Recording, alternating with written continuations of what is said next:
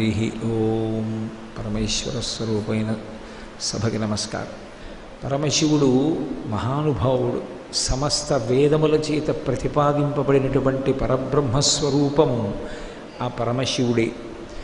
శివ అనేటటువంటి మాటకి అర్థం మంగళం, కళ్యాణం, శుభం, ఇటువంటి మాటలు చెప్తారు. అంటే ఎక్కడెక్కడ శివుణ్ణి ఆరాధిస్తారో, ఎక్కడెక్కడ పరమశివుని యొక్క అనుగ్రహం ఉంటుందో అక్కడక్కడ కళ్యాణం ఉంటుంది, మంగళం ఉంటుంది, శుభం ఉంటుంది తప్ప వేరొకటి ఉండేటటువంటి అవకాశం ఉండదు. అందుకే ఒక్క శివుడికి మాత్రమే శాస్త్రాలలో పరమశివ అనేటటువంటి మాట ఉంది. పరమ విష్ణు, పరమ బ్రహ్మ అన్న మాటలు ఉండవు. అలాగే సదా విష్ణు, సదా బ్రహ్మ ఈ మాటలు ఉండవు. సదాశివ, పరమశివ ఈ రెండు మాటలు విశేషణాలుగా శివుడికే అన్వయం చేస్తారు. ఎందుచేత ఆయన పరమశివుడయ్యాడు, సదాశివుడయ్యాడు అంటే ఎప్పుడైనా కోపంగా ఉన్నట్టు కనపడతాడు, కానీ నిజానికి ఆయన కోపమునకు వశుడయ్యేటటువంటి స్వభావం ఉన్నవాడు కాడు. మరి ఎందుకు క్రోధం తెచ్చిపెట్టుకున్నట్టుగా ప్రవర్తించడం అంటే లోకాన్నంతటినీ ధర్మ మార్గంలో ప్రవర్తింపచేయడం కోసమని. లోకంలో ప్రజలు ధర్మ మార్గాన్ని విడిచిపెట్టి అధర్మాన్ని పట్టుకున్నప్పుడు వాళ్ళు ఆ అధర్మ మార్గంలో వెళ్ళి చెడిపోకుండా ఉండేటట్లుగా చెయ్యడం కోసం తాను కోపాన్ని నటించి మళ్ళీ ప్రజల్ని ధర్మ మార్గం వైపుకి తిప్పుతూ ఉంటాడు. అందుకే దక్షయజ్ఞం లాంటి చెయ్యకూడనటువంటి యజ్ఞాలు చేసినప్పుడు క్రోధం తెచ్చుకున్నవాడిలా నటించి మళ్ళీ ప్రజలందరినీ సన్మార్గం వైపుకి, ధర్మపథం వైపుకి తిప్పుతూ ఉంటాడు. అందుకే ఆయన నందీశ్వరుణ్ణి ఆరోహించి వెడుతూ ఉంటాడు. నంది ఆయనకి వాహనము అన్న మాటకు అర్థం ఆయన ధర్మమును అధివసించి ఉంటాడు అని. ధర్మమునందు విశేషమైనటువంటి అనురక్తి కలిగినవాడు అని.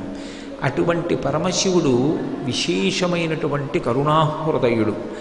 ఆయనకి కావలసింది కేవలం భక్తి ఒక్కటే. భక్తి అనేటటువంటి మాటని కొంచెం జాగ్రత్తగా అర్థం చేసుకోవాలి. భక్తి అనేటటువంటిది స్మరణల యొక్క సమాహార స్వరూపం. స్మరణ మనసుని ఆవహించి ఉంటుంది. నేను నా కుమారుణ్ణి స్మరించాను అన్నాను అనుకోండి, నా మనసుతో నా కొడుకుని తలుచుకున్నాను అని గుర్తు. నేను నా ఊరిని స్మరించాను అంటే నా ఊరి పట్ల నాకున్నటువంటి అభిమానం అటువంటిది. మనస్సు నుండి స్మరణలు వస్తాయి. స్మరణ రెండు కారణముల చేత రావచ్చు. ఒకటి క్రోధము చేత రావచ్చు, రెండు ప్రేమ చేత రావచ్చు. రెండిటి చేత వస్తుంది. అందుకే భక్తి యందు క్రోధంతో భగవంతుని పట్ల వైరం పెట్టుకుని తలుచుకునేటటువంటి వాళ్ళు ఉంటారు, భగవంతుని పట్ల భక్తితో తలుచుకునేటటువంటి వాళ్ళు ఉంటారు. కామోత్కంఠత గోపికల్ భయమునన్ కంసుండు వైరక్రియా సామగ్రించి శుపాల ముఖ్య నృపతుల్ సంబంధులై వృష్ణులున్ ప్రేమన్ మీరలు భక్తి మేము ఇది చక్రింకంటి మెట్లైన నుద్ధామ ధ్యాన గరిష్ఠులైన హరిచందన్ వచ్చు ధాత్రీశ్వర అంటాడు నారదుడు ధర్మరాజు గారితో. భగవంతుడి పట్ల ఏ భావన మనం ఉంచుకున్నప్పటికీ కూడా ఆ భావన ఉద్ధరణ హేతువే అవుతుంది. కానీ క్రోధంతో, కక్షతోటి, పగతోటి భగవంతుణ్ణి స్మరించడం మంచి పద్ధతి కాదు. ఎందుచేత అంటే బ్రతికున్న నాళ్ళు చచ్చినట్టు బ్రతికి చచ్చిన తరువాత అమ్మయ్య అని విడుదలైపోతాడు. ఆ పరిస్థితి హిరణ్యకశిపుడు, రావణాసురుడు మొదలైనటువంటి వాళ్ళు పొందారు. అలా పొందకుండా బ్రతికున్నప్పుడు సత్వగుణంతో ధర్మాన్ని అనుష్ఠానం చేసి భగవంతుని యందు ప్రీతితో కూడినటువంటి భావనతో జీవించిన వాడు ఎవరుంటాడో వాడు సాత్వికమైనటువంటి భక్తితో ఉన్నవాడు అని పిలుస్తారు. ఆ భక్తి అపేక్షణీయము. ఎవరైనా సరే అటువంటి భక్తినే కోరుకోవలసి ఉంటుంది. అటువంటి భక్తితో భగవంతుణ్ణి స్మరించడమే అసలు యథార్థమునకు భక్తి అని పేరు. పదార్థమును తీసుకొచ్చి ఇవ్వడం ఎందుకు అంటే ఆ భక్తి లోపల పట్టకపోతే, ఆ భక్తి ఏదో ఒక కర్మగా చెయ్యకపోతే అది తీరలేదనుకోండి, అలా తీరడానికి చేసేటటువంటి కర్మానుష్ఠానానికి పూజ అని పేరు.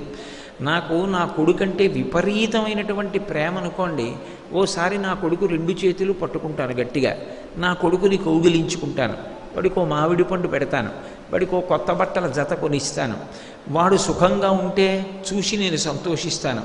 అలాగే లోపల భగవంతుని పట్ల ఉన్నటువంటి ప్రేమ పట్టక పొంగి బయటికి వచ్చి కర్మానుష్ఠానమైనటువంటి రూపాన్ని పొంది ఉపచారములుగా పర్యవసానమైతే దానికి భక్తి అని పేరు. అటువంటి భక్తి యందు పూర్వాంగంలో మనసు ఆర్ద్రతతో కూడినదై ఉంటుంది. ఆర్ద్రత అంటే తడిసి మెత్తగా ఉండడం. ఎప్పుడూ అంతటా భగవంతుణ్ణి చూస్తున్న కారణం చేత భగవంతుని చేత పొందినటువంటి ఉపకారములను స్మరించి వాని యందు నిరతిశయమైనటువంటి ప్రీతిని పొంది ఉన్న కారణం చేత భగవంతుడు సంతోషిస్తాడు తప్ప యథార్థమునకు ఏదో ఒక పదార్థాన్ని తీసుకెళ్ళి ఆయనకి ఇచ్చినంత మాత్రాన ఆయన సంతోషించడు. ఎందుకు సంతోషించడు అంటే ఒకటే కారణం, ఆ పదార్థం కొత్తగా మనం తీసుకొచ్చి ఇచ్చింది కాదు, అది పరమేశ్వరుని యొక్క సృష్టిలోంచే వచ్చింది. అందుకే శంకరాచార్యుల వారు శివానందలహరి చేస్తూ ఒక మాట అంటారు, ఈశ్వర అసలు మీకు ఇవ్వడానికి మీకు లేనిది నా దగ్గర ఉన్నది ఏముంది కనుక? కరస్తే హేమాద్ర్యౌ గిరిశ నికటస్తే ధనపతౌ గృహస్థే స్వర్భూజామరసురభిచింతామణిగణే శిరస్థే శీతాంశౌ అని పరమశివుని యొక్క వైభవం గురించి మాట్లాడుతూ కరస్తే హేమాద్ర్యౌ, ఆయన చేతిలో బంగారు కొండ మేరు పర్వతాన్ని ధనస్సుగా పట్టుకున్నాడు. గిరీశ నికటస్థే ధనపతౌ, ఆయన పక్కన ఎప్పుడూ నవనిధులకు అధిపతి అయినటువంటి కుబేరుడు చేతులు కట్టుకుని నిలబడి ఉంటాడు. ఇంకా ఆయనకి మనం ఏమిస్తాం? గిరీశ నికటస్థే ధనపతౌ గృహస్థే స్వర్భూజామరసురభిచింతామణిగణే. ఆయన ఇంట్లో చూస్తే చింతామణులతో కట్టబడినటువంటి గోడలు ఉన్నాయి. ఆయన ఇంట్లో కామధేనువులు కల్పవృక్షములు ఉన్నాయి. మనందరం ఒక కల్పవృక్షం దొరికితేనే ఎంతో సంతోషించి ఆ కల్పవృక్షము యొక్క అనుగ్రహము చేత కోర్కెలు తీర్చుకుంటాం. మనమేమి, నిజానికి మనకి కల్పవృక్షం అమ్మవారు. కల్పవృక్షాన్ని ఆశ్రయించేసి కోర్కెలు తీర్చుకునేది దేవతా స్త్రీలు.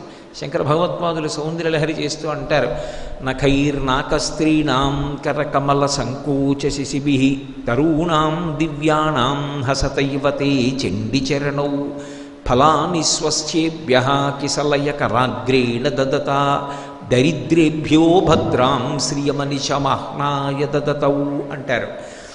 ఆ కల్పవృక్షముల యొక్క చిగుళ్ల చేత ఇవ్వబడినటువంటి కామితములను స్వీకరించి దేవతా స్త్రీలు దేవతలు సంతోషపడుతుంటారు. కానీ మనకి ఏది కల్పవృక్షం అంటే పరదేవత యొక్క పాదముల జంటయే. దాన్ని స్మరించినంత మాత్రం చేత మనం అభ్యున్నతిని పొందుతాం. కాబట్టి ఆయన ఇంట్లో పరమశివుని యొక్క గృహంలో స్వర్భూజామరసురభిచింతామణిగణే, కామధేనువు కల్పవృక్షములు ఇవన్నీ పెద్ద పెద్ద సమూహములుగా ఉన్నాయి. ఇంటి గోడలే ఆ చింతామణులతో కట్టబడ్డాయి. అటువంటి వాడికి మనం ఇవ్వగలిగింది ఏముంటుంది? ఏముండదు. కమర్థం దాస్యే, పైగా శిరస్తే శీతాంశౌ చరణయుగళస్తే అఖిల శుభౌ. ఆయన యొక్క తల మీద చంద్రరేఖ ఉంది. చంద్రరేఖ కాలమును గణించడానికి ఒక ప్రమాణం. మనం తెల్లవారి లేస్తే సంకల్పము అని దేశకాల సంకీర్తనం చేస్తాం. దేశకాల సంకీర్తనం చేసినప్పుడు తిథి చెప్తాం. ఇవాళ చతుర్దశిమ్యాం అని చెప్పాం, రేపేదో అమావాస్య తిథి చెప్తాం. అంటే చంద్రుని యొక్క కళలను బట్టి తిథులు మారతాయి. తిథులు మారితే కాలము వెళ్ళిపోతోందని గుర్తు. వెళ్ళిపోతున్నటువంటి కాలమునందు సమస్తమైన జీవులు పడిపోతాయి. కానీ కాలమునకు సంకేతమైనటువంటి చంద్రవంకని తన శిరస్సు మీద ధరించినటువంటి పరమశివుడు కాలాతీతుడై సర్వకాలముల యందు ఉండేటటువంటి శాశ్వతమైన స్వరూపమైన వాడు. అటువంటి వాడికి మనం ఇవ్వగలిగినది ఏముంటుంది? మోక్షానందాన్ని కూడా ఆయన మనకివ్వగలడు తప్ప ఆయనకి మనం ఇవ్వగలిగినవన్నది లేదు. కమర్థం దాస్యేహం భవతు భవదర్థం మమ మనః అంటారు. కాబట్టి శివ, మీకు మేము ఇవ్వగలిగినది ఏముంది? ఏమీ లేదు. మేము ఇవ్వగలిగినది అంటూ ఉంటే ఒక్కటే ఉంది, మమ మనః, నా మనస్సు ఒక్కటే ఉంది. ఎందుచేత అంటే ఆ మనస్సు ఎప్పుడు నేను నాది అన్న రెండు మాటలను చెప్తూ ఉంటుంది. నేను ఈ శరీరాన్ని చూపించి నేనంటుంది, దీనికి సంబంధం ఉన్న వాటిని చూపించి నాది అంటుంటుంది. నేను నాది అన్నప్పుడు వాడు వాడిది మధ్యన మహాసముద్రం వస్తుంది. అజ్ఞానం అంతా అక్కడే ఏర్పడుతుంది. ఏర్పడేటప్పటికీ మనిషి అధప్పతనాన్ని చెందడానికి కావలసినటువంటి కారణములన్నీ అందులోంచి ఉద్భవిస్తున్నాయి కనుక ఈశ్వర నేను నాది అనేటటువంటి రెండు పదములకు ఆధారభూతమైనటువంటి నా మనస్సుని నీ పాదముల దగ్గర పెట్టేస్తాను. ఒక్కసారి మనసు ఈశ్వరుడి దగ్గర పాదముల దగ్గర పెడితే ఆయన పరమప్రసన్నుడవుతాడు. మనస్సు ఆయన దగ్గర పెట్టడానికి అదేమైనా వస్తువా? తీసి ఎలా పెడతాం? పెట్టడం కుదరదు. అంటే మనసు ఆర్ద్రత చెందాలి. ఆర్ద్రత అంటే భగవంతునకు మనకు ఉన్నటువంటి సంబంధమును విచారణ చెయ్యాలి. ఈ శరీరాన్ని ఇంత గొప్పగా నిర్మాణం చేసిన వాడెవరు? ఈ శరీరాన్ని ఒకప్పుడు అమ్మ కడుపులోకి చేర్చిన వాడెవడు? పైకి తెచ్చినవాడెవడు? దీనికి సమర్థత ఇచ్చినవాడెవరు? దీనికి గురువుగారి అనుగ్రహంతో శాస్త్రాన్ని చదువుకుని భగవంతునితో ఉన్న అనుబంధాన్ని తెలుసుకుని పూజ చెయ్యగలిగినటువంటి వైభవాన్ని చేకూర్చిన వాడెవరు? సర్వోత్కృష్టమై శాస్త్రములను తెలుసుకుని ధర్మాన్ని ఆచరించగలిగినటువంటి శక్తి కలిగినటువంటి ఈ శరీరాన్ని కృప చేసినదెవడు? బయట సుఖములను అనుభవించడానికి బ్రహ్మాండంలో ఇన్ని సుఖస్థానములను ఉంచిన వాడెవరు? బ్రహ్మాండాన్ని పిండాండంతో సమన్వయం చేసి ఇది ఉన్నది అన్న భావన చేత దీన్ని నడుపుతున్నవాడెవరు? ఈ ప్రశ్నలకి జవాబు ఆలోచన చేసినప్పుడు ఈ కంటికి కనపడకపోయినప్పటికీ అంతటా పరివ్యాప్తమైనటువంటి ఒక గొప్ప తేజస్సు ఒకటి ఉన్నది. అదే పరమేశ్వరుడు. అటువంటి పరమేశ్వరుడు గొప్ప ఉపకారం చేస్తున్నాడు. ఊపిరి ఆయన తీయిస్తున్నాడు. నేను ఊపిరి తీసింది నిజమైతే చనిపోయిన వాళ్ళందరూ ఊపిరి తీసుకోవడం చేతకాక చనిపోయిన వాళ్ళు కారు. ఆయన అనుగ్రహం ఆగిపోయింది, ఇక ఊపిరి తీయడం ఆగిపోయింది. అందరూ ఊపిరి తీద్దాం అనుకున్న వాళ్లే, కానీ ఒకనాడు ఒకడు ఊపిరి తీయలేక అతని యొక్క పిండాండాన్ని బ్రహ్మాండంలో కలిపేయవలసినటువంటి అగత్యం ఎందుకు ఏర్పడుతుంది అంటే 1,000,000 మంది వైద్యులు కూడి వచ్చిన కానీ మరణమయ్యడి వ్యాధి మాన్పలేరు. ఆ పరమశివుని యొక్క అనుజ్ఞ అయిపోయిందనుకోండి, ఆ ఊపిరి అక్కడతో ఆగిపోతుంది. కాబట్టి అసలు దీనికి నిర్వాహకుడెవరు? ఆయన. దీని గౌరవానికి కారణమెవరు? ఆయన. యావత్ పవనో నివసతి దేహే తావత్ పృచ్చతి కుశలంగేహే గతవతి వాయౌ దేహాపాయే భార్యా బిభ్యతి తస్మిన్ కాయే. ఆ ఊపిరి లోపలికి వెళ్ళి బయటికి వస్తున్నంతసేపు అయ్యా బాగున్నారా బాగున్నారా అని అడుగుతారు. ఆ ఊపిరి ఆగిపోతే ఉత్తర క్షణంలో ఆ శరీరానికి ఉండేటటువంటి మంగళత్వం పోయింది. అంతటి మహానుభావుడైనటువంటి పరమేశ్వరుడు మనం ఎన్ని తప్పులు చేసినప్పటికీ వేదంలో ఎలా బ్రతకమని మనకి శాసనం చేశాడో ఆయన శాసనానికి అనుగుణంగా మనం బ్రతికి ఆయన యొక్క అనుగ్రహానికి పాత్రులు కావలసినటువంటి వారం. అలా పాత్రులం కాకుండా నిషిద్ధ కర్మలై ఈశ్వరుడు ఏవి చెయ్యవద్దన్నాడో అవి చేసి పాప పంకిలమునందు మునిగిపోయినప్పటికీ ఆయన మళ్ళీ చేసినటువంటి పాపములను పోగొట్టుకోవడానికి శరీరాన్ని పునః పునః ఇస్తున్నాడు. ఈ శరీరాన్ని ఇవ్వలేదనుకోండి, జీవుడు పాపములను అనుభవిస్తూ ఉండిపోవాలి. ఎక్కడో ఏ యమలోకంలోనూ చేసిన పాపాలన్నింటికీ నిన్ను బాధ పెడతా ఉన్నారనుకోండి, మళ్ళీ అసలు పుణ్యం చేసుకునే అవకాశం ఎక్కడి నుంచి వస్తుంది?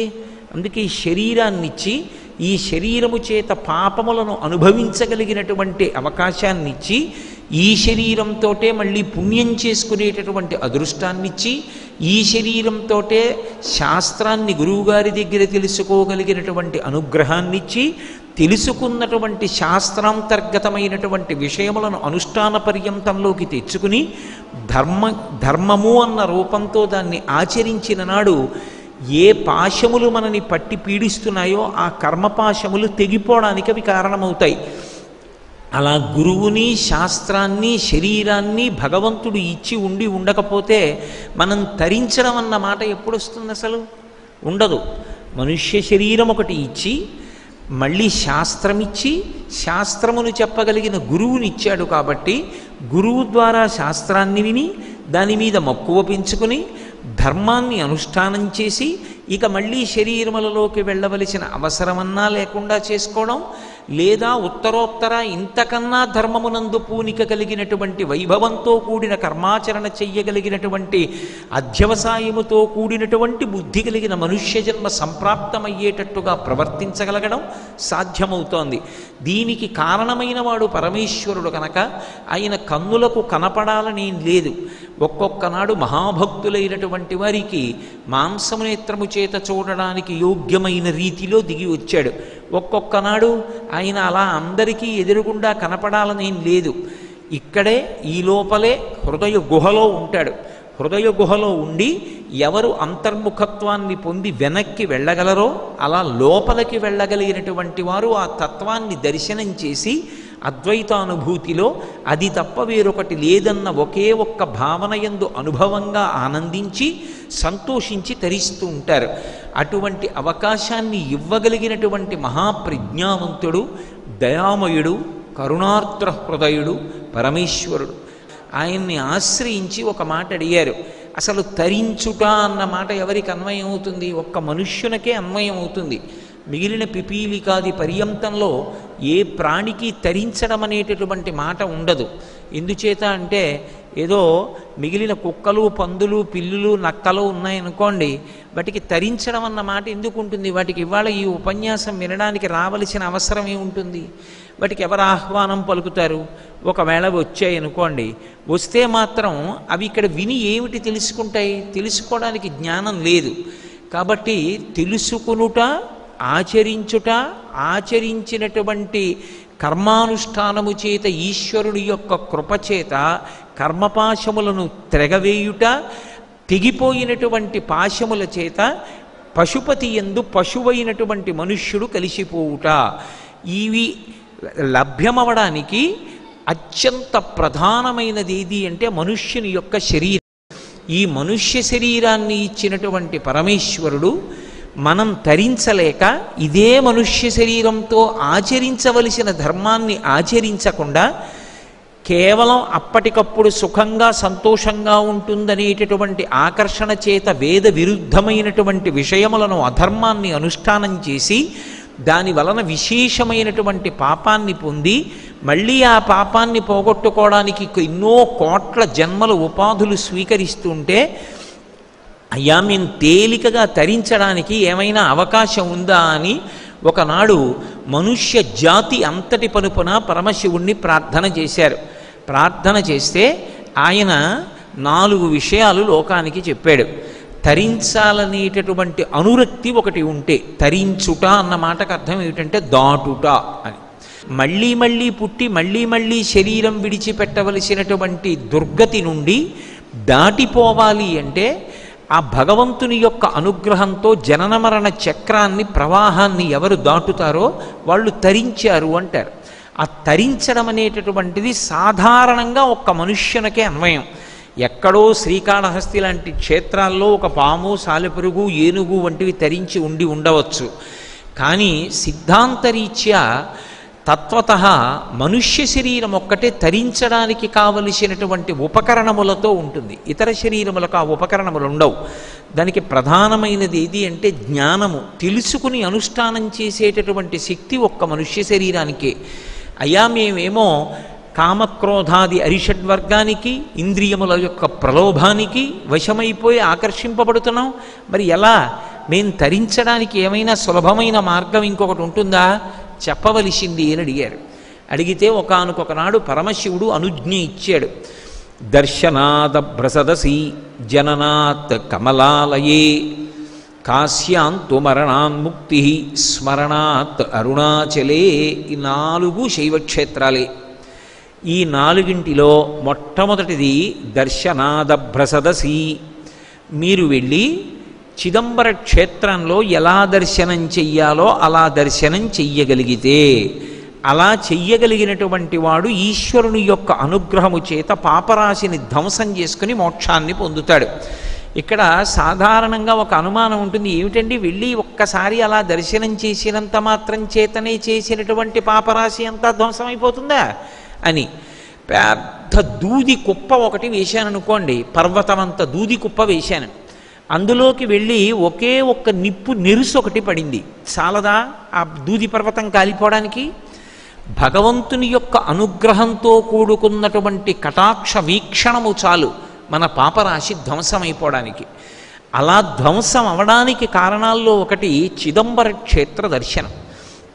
అందుకే కంచికామకోటి పీఠాధిపత్యం వహించినటువంటి ప్రాతస్మరణీయులు, అపరశివావతారులు, మహాపురుషులు ఎవరి పేరెత్తినంత మాత్రం చేత పాపాలు కూడా నశిస్తాయో అటువంటి మహాపురుషులు చంద్రశేఖరేంద్ర సరస్వతి మహాస్వామి వారు దక్షిణ దేశంలో ఉన్నటువంటి చిదంబర క్షేత్రానికి ఉత్తర క్షేత్రంలో కూడా ప్రతిబింబ స్వరూపమైనటువంటి క్షేత్రాన్ని ఒక చోట ప్రత్యేకంగా కట్టించడం జరిగింది తనని ఆశ్రయించినటువంటి అంతేవాసుల ద్వారా.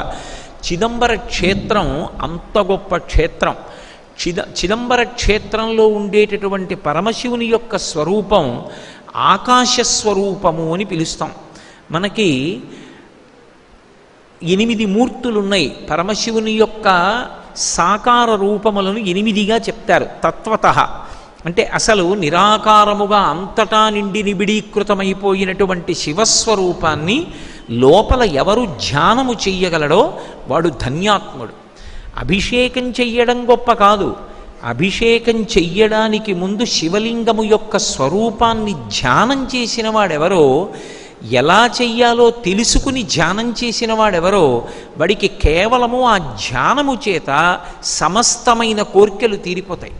అందుకే యజుర్వేదం శివలింగ స్వరూపానికి అభిషేకం చేయడం గురించి చెప్తూ ప్రార్థనా శ్లోకం గురించి మాట్లాడుతూ ఆ పాతాళ నభస్థలంత భువన బ్రహ్మాండమా విస్ఫురత్ జ్యోతిస్ఫాటికలింగమౌళి విలసత్పూర్ణేందు వాంతామృతై అస్తోకాప్లుతమేకమీశమనిశం రుద్రానువాకాన్ జపన్ ధ్యాయేత్ ఈప్సిత సిద్ధయే ధ్రువపదం విప్రోభిషించేచ్చివం అంది.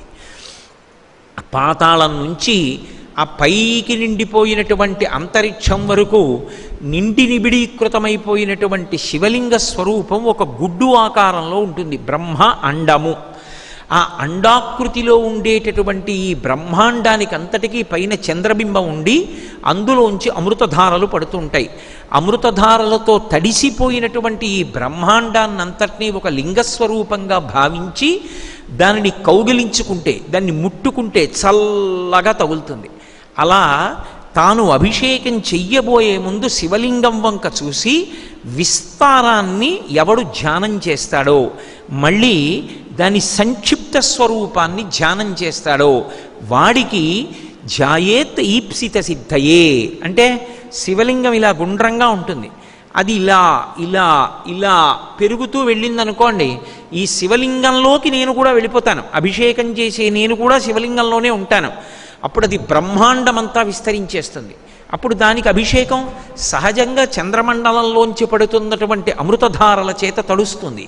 అది మళ్ళీ ఇలా తగ్గుతూ తగ్గుతూ తగ్గుతూ వచ్చిందనుకోండి, నా ఎదురుగుండా గుండ్రంగా శివలింగంగా కూర్చుంది. అలా ఉన్నది ఇలా ముట్టుకుంటే చల్లగా అమృతధారల చేత తడిసినటువంటి శివలింగాన్ని ఎవడు ధ్యానం చేశాడో, ఎవడు రుద్రాన్ని జపం చేశాడో, ఎవడు రుద్రంతో తదేక దృష్టితో అభిషేకం చేశాడో ధ్యాయేత్ ఈప్సిత సిద్ధయే ధ్రువపదం విప్రోభిషించే శివం. అటువంటి వాడి యొక్క ఈప్సితములంటే కోర్కెలన్నీ సిద్ధించుచున్నవి. అటువంటి పరబ్రహ్మస్వరూపమైనటువంటి పరమశివుడు 8 రూపములుగా మనకి కనపడుతుంటాడు. సాకారంగా వచ్చినప్పుడు ఒక రూపంతో వస్తే 8 రూపాలు. అదే శంకరాచార్యుల వారు దక్షిణామూర్తి స్తోత్రం చేస్తూ భౌరంభంశనలో నిలోంబర మహార్నాథో హిమాంసు పుమాన్ ఇత్యాభాతి చరాచరాత్మకమిదం యస్యైవ మూర్త్యస్తకం నాణ్యకించన విద్యతే విమృశతాం యస్మాత్ పరస్మాద్ విభో తస్మై శ్రీగురుమూర్తయే నమయిదం శ్రీదక్షిణామూర్తయే అంటారు. పంచభూతములు, సూర్యచంద్రులు, జీవుడు, ఈ 8 పరమశివుని యొక్క స్వరూపాలు, అష్టమూర్తి స్వరూపం అంటారు. అందుకే కాంచీపురంలో పృథివీలింగం, ఈ పృథివీ అంతా కూడా శివస్వరూపమే. అందుకే మట్టిని నిష్కారణంగా తన్నడం, కొట్టడం కూడా మహాపాపమే. అందుకే మృత్తికాహరణే పాపం అని మృత్తికా సూక్తంలో, పృథివీ సూక్తంలో మట్టిని నేను ఎప్పుడైనా నిష్కారణంగా కొట్టిన పాపము ఉపశమించుగాక అని శుభకార్యం చేస్తే అంకురారోపణం చేసే ముందు మృత్తిక మీద మంత్రం చెప్పి అప్పుడు పాలు పోసి అందులో నవధాన్యాలు వేసి అందులోంచి అంకురములు పైకొచ్చేటట్టుగా చేస్తారు. కాబట్టి ఈ పృథివీ అంతా కూడా శివస్వరూపమే. దానికి ప్రాతినిధి కాంచీపురంలో ఉన్నటువంటి పృథివీలింగం. నీరంతా కూడా శివస్వరూపమే. నీరు లేకపోతే జీవితం ఎక్కడుంది? సంజీవనం సమస్తస్య జగత సలిలాత్మిక భవ ఇత్యుచ్యతే ముక్తిర్భవస్య పరమాత్మనః అంటాడు లింగపురాణంలో వ్యాస భగవానుడు. భవ అన్న పేరుతో జలములకు అధిష్టాన దేవతగా ఉంటాడు పరమేశ్వరుడు. ఆ నీరు లేకపోతే బ్రతుకు లేదు, ధర్మము లేదు, రెండూ లేవు. నీరు లేకపోతే ఇహము ఉండదు, పరము ఉండదు. నీరు లేదు, స్నానం లేదు. పోని విభూతి స్నానం చేశావు, సంధ్యావందనం చేయాలి, ఆచమనం దేంతో చేస్తావు? అర్ఘ్యప్రదానం చెయ్యాలి, దేంతో చేస్తావు? నీరు లేకపోతే ధర్మం ఉండదు, నీరు లేకపోతే బ్రతికుండదు, నీరు లేకపోతే బ్రతకడు. వేదంలో ఒక మాట ఉంది, పోతున్న ప్రాణములను వెనక్కి తీసుకురాగలిగినటువంటి శక్తి ఉన్న ఏకైక భూతము నీరొక్కటే. నీటికొక్కదానికే ఈశ్వరుడు ఆ శక్తి పెట్టాడు. అందుకే నీరు శివస్వరూపమై ఉంటుంది.